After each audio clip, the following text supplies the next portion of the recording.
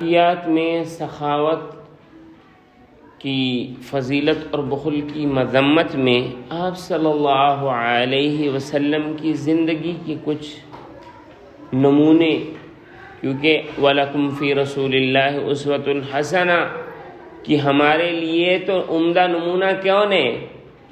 ہمیں کام کرنا ہے کس کے طریقوں پر؟ رسول اللہ صلی اللہ علیہ وسلم کے طریقوں پر. سمجھ آئی؟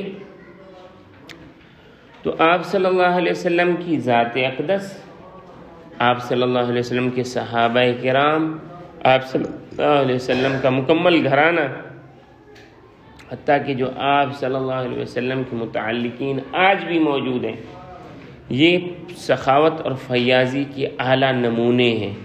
سخاوت اور فیاضی کے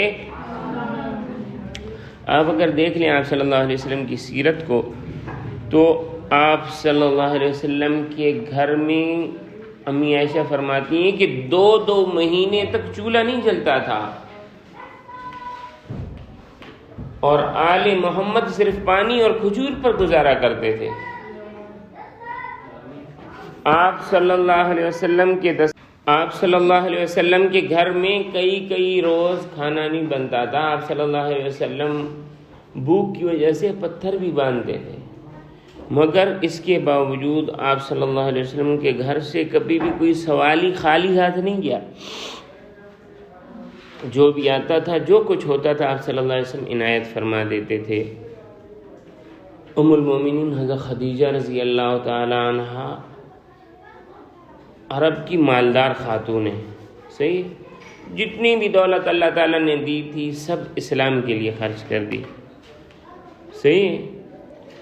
حضرت ابو ذر غفاری رضی اللہ تعالی عنہ صحابی رسول ہیں. ایک مرتبہ آپ صلی اللہ علیہ وسلم نے ان سے فرمایا، اے ابو ذر، مجھے یہ پسند نہیں ہے کہ میرے پاس احد پہاڑ ہے، بڑا پہاڑ، سمجھی، پہاڑی ایک سلسلہ ہے، کہ اس کے بقدر سونا آ جائے اور 3 دن مجھ پر گزریں کہ میں اس کو ختم نہ کر دوں، یعنی 3 روز کے بعد ان میں سے تھوڑا بھی مجھ سے بچے تو مجھے پسند نہیں ہے. 3 دن میں اس کو لوگوں میں کیا کر دوں؟ بانٹ دوں.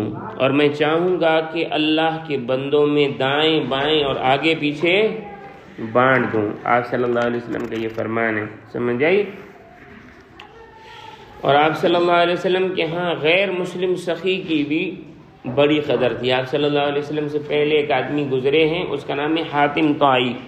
صحیح ہے، ان کے بیٹے تھے عدی بن حاتم، وہ مسلمان ہوئے. صحیح ہے.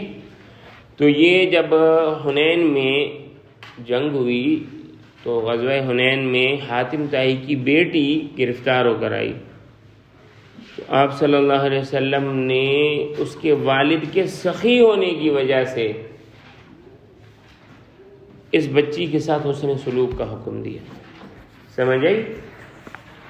اسی طرح آپ صلی اللہ علیہ وسلم ایک رات سو نہیں پا رہے تھے، کروٹیں بدل رہے ہیں.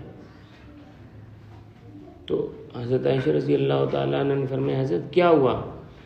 فرمایا، میرے پاس 3 درہم تھے اور مال غنیمت آیا تھا، تقسیم کیا، 3 درہم بچ گئے تھے، اور مجھے یہ خوف تھا کہ ایسا نہ ہو یہ 3 درہم میرے پاس رہیں اور مجھے موت آ جائے.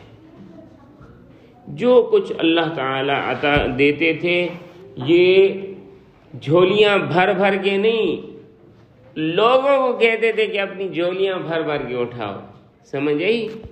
فتح مکہ میں اتنا دیا کہ بعض لوگوں نے کہا کہ ہماری حنین میں اتنا دیا اور جنگوں میں اتنا دیا.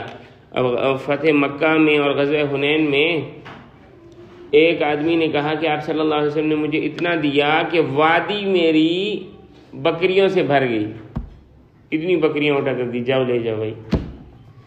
اور حنین آخری سالوں میں ہے، اور آپ صلی اللہ علیہ وسلم کی جب وفات کا وقت قریب آ رہا ہے تو امی عائشہ فرماتی ہیں کہ گھر میں تیل نہیں تھا کہ چراغ جلا سکوں، تو پڑوس والوں سے تیل منگوا کر چراغ جلایا گیا.